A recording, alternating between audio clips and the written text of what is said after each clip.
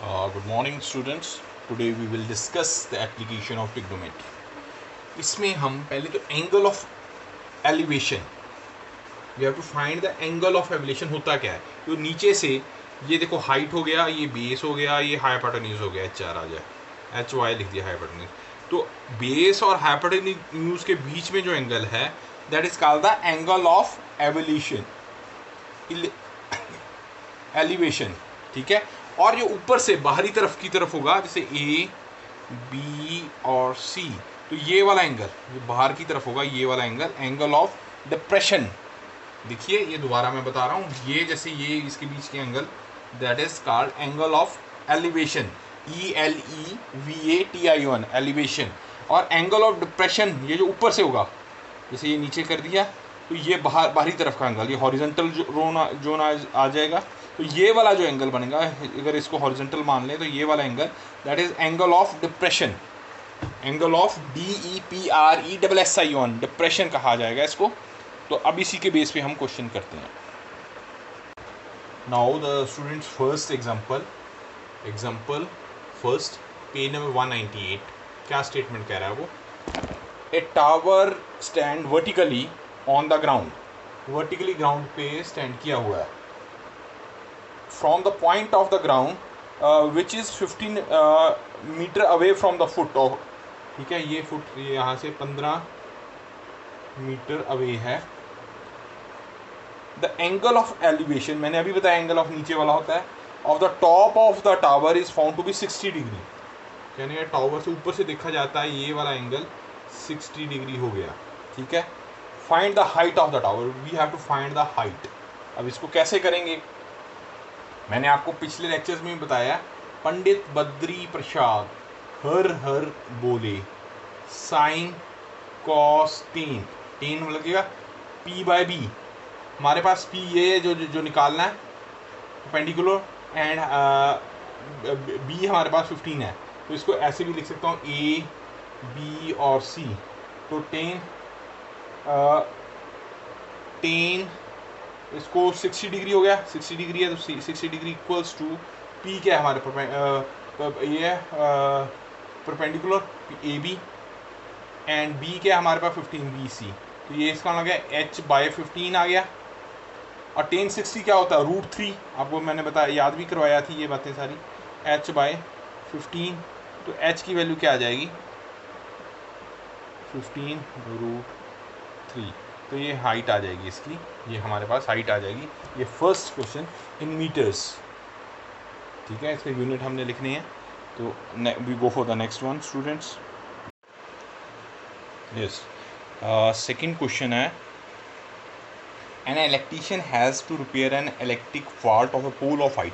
ये हाइट है जी 5 सेंटीमीटर, ये पोल है, उसमें एक इलेक्ट्रीशियन को कोई फॉल्ट आ गया, उसको उसने लेडर के थ्रू यहाँ B तक पहुँचता है। तो A और B की हाइट 1.3 है, तो ठीक है। तो वो कहता है find the we have to find the DC, ये प्लेस हमने फाइंड आउट करना है। तो इसको ये एंगल हमें 60 डिग्री दिया हुआ है। तो पहले हमें देखो AB दे दिया, हमें AD दे दिया, और हम BD यहाँ से फाइंड आउट कर सकते हैं। तो क्या मेथड होगा? देखो स्टूडेंट्स ध्यान से देखिए इसको, ये हमारे पास आ गया BD, यहाँ लिख देता हूँ मैं BD आ जाएगा हमारे पास AD minus AB, BD minus AD। BD हमारे पास क्या है? BD फाइंड आउट करना है, AD हमारे पास है 5 एंड AB क्या आ गया 1.3। तो कितना आ गया हमारे पास? 3.7 मीटर। तो ये हमारे पास हाइट आ जाएगी 3.7 मीटर। अब हम एंगल हमें 60 डिग्री है, अगर साइन थीटा निकालें तो पंडित बद्री प्रसाद हर हर बोले साइन है P बाय H। तो P हमारे पास क्या है? परपेंडिकुलर हमारे पास ये 3.7 एंड BC हमने निकालना है, तो हम लिख सकते हैं 3.7 by BC equals to sine 60 degree. तो साइन 60 डिग्री क्या होता है? √3/2। तो 3.7 by BC is equal to आ गया √3/2। इसको BC हम निकाल लेते हैं, तो BC हमारे पास स्टूडेंट आ जाएगा 3.7 × 2/√3। अगर इसको हम कैलकुलेट करें, इसको कैलकुलेट करेंगे 3.7 इंटू 2√3 इंटू √3 से मल्टीप्लाई कर दिया, √3 से डिवाइड कर देंगे, तो इस तरह करके हमारे पास अप्रॉक्सीमेट वैल्यू इसकी 4.28 आ जाएगी। इसको हम सॉल्व कर सकते हैं, ठीक है। अब इसी तरह हमारे पास ये वैल्यू आ गई 4.28, तो हम ये हमारे पास वैल्यू आ गई 4.28, ठीक है जी। अब हमने ये निकालना है, अब कुछ भी दिस ओवर दिस कर दें, b बाय p कर दें, या b बाय हमें बेस बाय हमारे पास हाइट है, base by hypotenuse, base by perpendicular, base by perpendicular करते हैं तो कॉट आ जाता है, sine cos tan cosecant secant cot, तो कॉट का ही कर देते हैं। तो कॉट थीटा क्या हो जाएगा हमारे पास, कॉट 60, हाँ जी, बेस हमें बेस निकालना है, DC इसको हम DC लिख देते हैं, DC upon BD cot 60 degree हो तो 1√3, ये 1√3 लिख दिया जी इसको। एंड DC हमने निकालना है, और DC हमने निकालना है, और ये हमारा 3.7 दिया हुआ है, तो DC क्या आ जाएगा, आपसे मल्टीप्लाई 3.7 1/√3 DC, एंड DC आ जाएगा हमारे पास 3.7, ये उधर चला गया, हाँ जी, बाय √3, इसको रूट से मल्टीप्लाई कर दो, डिवाइड कर दो, या हाँ इसको इसका यहाँ तक भी छोड़ दो तो भी ठीक है, तो इसकी वैल्यू 2.14 आ जाएगी। इसको √3 से मल्टीप्लाई करो, √3 से डिवाइड कर दो, 3 आ गया, जो उससे आगे √3 की वैल्यू होती 1.3732, √3 की वैल्यू होती 1.732, वो वैल्यू पुट करके वो सॉल्व कर दो, या यहीं तक सॉल्व कर दो तो भी हमारा ठीक हो जाएगा, ठीक है। Now go for the next one. Yes, good morning. Now third question. An observer 1.5 meter tall, ये observer है भाई 1.5 meter tall है, is 2.5 meter away, ये यहाँ से 2.5 meter away है, 28.5 meter away from the chimney, ये chimney है हमारे पास, ठीक है। The angle of elevation of the top of the chimney is 45 degree, ये 45 डिग्री मैंने पहले लिखा हुआ है। What is the height of chimney? No, हमें चिमनी की हाइट AE फाइंड आउट करनी है, ठीक है। कोई ऑब्जर्वर खड़ा है, 1.5 मीटर है, यहाँ से वो एंगल देखता है चिमनी के टॉप पे, तो 45 डिग्री का एंगल बनता है, तो ये हमारे पास AE चिमनी है, ठीक है। और we have to find the height of chimney. Now AB, अगर हमें AB निकालना है, AB क्या हो जाएगा हमारे पास, AE प्लस EB या BE जो भी लिख लो, तो AE हमें पता नहीं है, EB की वैल्यू हमारे पास है 1. क्योंकि ये 1.5 है तो ये भी 1.5 मीटर हो जाएगा, तो ये है, ठीक है। तो DE, यस DE हमें दिया हुआ है, तो ये DE है तो ये भी सेम ही होगा, equals to BC which is equal to 28.5 meters. Is it okay, students? Now we have to determine AE. तो अगर हम 45 डिग्री करते हैं इस ट्रायंगल में AE और D में, तो 1045 क्या हो जाएगा, AE अपॉन DE, तो 1045 1 है, AE हमें निकालना है, और हमारे पास 28.5 हमें दिया हुआ है, तो AE हमारे पास क्या आ जाएगा, 28.5 आ गया बेटा, तो ये भी 28.5 हो जाएगा मीटर। Is it okay. अब हम पूरा हाइट ऑफ चिमनी AB है, तो AB कैसे निकालेंगे, AB क्या होगा, AE प्लस BE या EB एक ही बात है, तो 28.5 प्लस 1.5 ये भी हो गया ना, 1.5 हो जाएगा, ये 28 हो गया हमारे पास स्टूडेंट यहाँ तक, तो 28.5 प्लस 1.5 विच इज आ जाएगा 30 मीटर्स। Is it okay.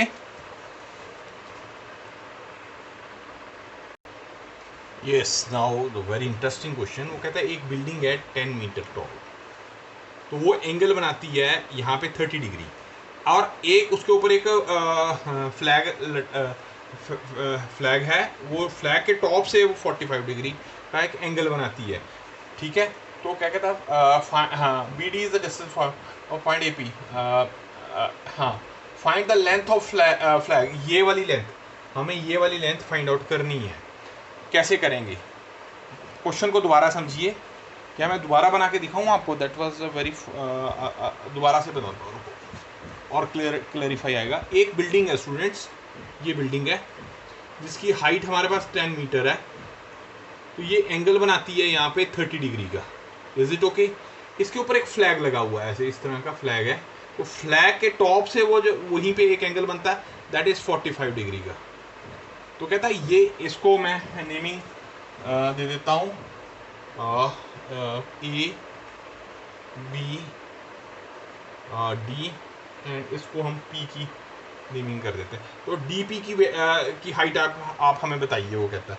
अब देखो, in right angle triangle, right angle हो गया ना, इन ट्रायंगल हमारे पास पी, ए और बी में, ठीक है, हम टेन 30 डिग्री, टेन 30 डिग्री क्या हो गया, which is A P 10 by A P, A B upon A P, तो ये हमारे पास हो गया ए पी। टेन 30 1√3 हो गया, क्या गया 1√3, विच इज हो गया 10 इंटू ए पी। तो ए पी क्या आ गया हमारे पास, ए पी आ गया 10 बाय √3, नहीं, ए पी मल्टीप्लाई हो जाए, आई एम सॉरी, यहाँ पर से मल्टीप्लाई हो जाएंगे, ए पी उधर गया तो 10√3, और √3 की वैल्यू होती है बेटा 1.732, वो वैल्यू पुट कर दें तो 10 इंटू 1.732, तो ये 17.32 हो जाएगा। ठीक है, मीटर आ गया। अब हम इसको मान लेते हैं x, इतनी वैल्यू को x मान लेते हैं, यहां से हमारे पास है 10। अब इन ट्रायंगल PDA, ठीक है, तो टेन 45 डिग्री, टेन 45 डिग्री क्या हो गया, 10 plus x upon A P. ठीक है, ए पी की वैल्यू हमारे 10 वैल्यू पुट कर देते हैं इसमें। अब ये टेन 45 1 होता है, 10 plus x over A P क्या 10 17.32, ठीक है ना। ए पी की वैल्यू हम ये लिख देते हैं, या इसको 10√3 लिख लो, वो भी ज़्यादा ठीक रहेगा, कोई उसमें वो ज़्यादा ठीक रहेगा मेरे हिसाब से। ठीक है, तो हम यहाँ पे वैल्यू ये रखते हैं, और 10√3, तो ये हो गया हमारे पास 10√3 इक्वल्स टू 10 प्लस एक्स, तो x उधर आ गया 10√3 माइनस 10 हो गया, इसमें 10 कॉमन निकाल लीजिए आप, √3 माइनस 1 हो गया, तो ये 10 इधर कर देता हूँ, तो 1.73 तो 1 माइनस हो गया, 0.73 आ गया, 0.732 आ गया। ठीक है, तो ये 10 है तो उधर चला जाएगा, इधर आ गया 10, एक 10 है मल्टीप्लाई है, तो ये इसका मतलब हो जाएगा 7.32 मीटर। ये बात समझ आई?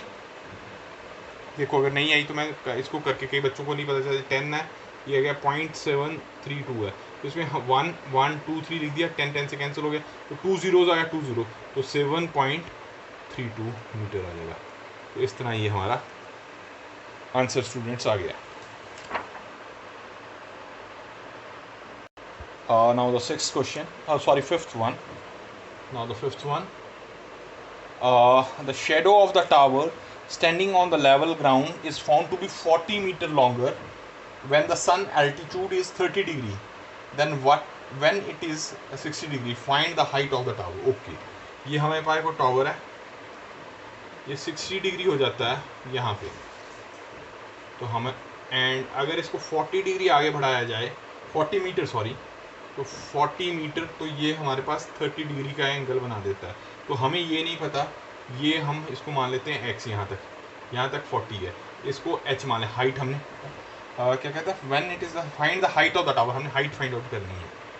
समझ आ गई बात?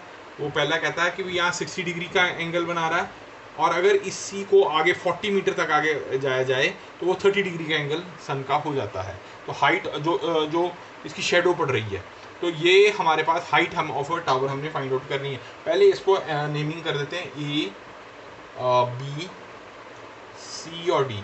पहले ट्रायंगल ए बी सी में देखते हैं, तो हमारे पास टेन 60 डिग्री आ जाएगा। टेन 60 डिग्री, हाँ जी, क्या होता है एच बाई एक्स हो जाएगा। ये टेन से √3 होता है, तो एच बाई एक्स हो गया। तो हमारे पास एच की वैल्यू क्या आ जाएगी, एक्स √3 आ गया। Is it okay? एच की वैल्यू आ गई हमारे पास। अब अगले in triangle A B D में करते हैं जी।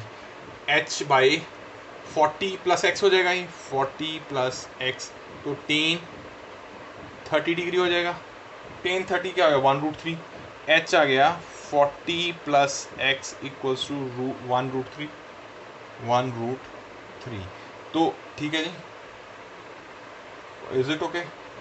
हाँ जी। अब इसको h की वैल्यू हमारे पास होती है x√3, तो h की वैल्यू हम यहाँ इसमें पुट कर देते हैं x√3 over 40 plus x equals to 1√3। √3 cross multiply हो गया, 3x आ गया। ये हमारे का 40 प्लस एक्स हो गया, तो x हो जाएगा 2x हो गया। अगर 40 आ गया तो x की वैल्यू कितनी आ गई जी, 20। तो x की वैल्यू हमारे पास 20 आ गई। तो h क्या आ जाएगा, h हमारे पास x√3, तो h की वैल्यू आ जाएगी 20√3। इसको 1.732 से मल्टीप्लाई भी कर दो, अगर ऐसे छोड़ दो तो ऐसे भी छोड़ दो, ठीक माना जाएगा। तो ये हमारा पास आंसर आ गया। Is it okay? Students 6th और 7th थोड़ा टिपिकल है, ये मैं नेक्स्ट वीडियो में आपको बताता हूँ। आप आज के लिए इतना ही कीजिए। Thank you.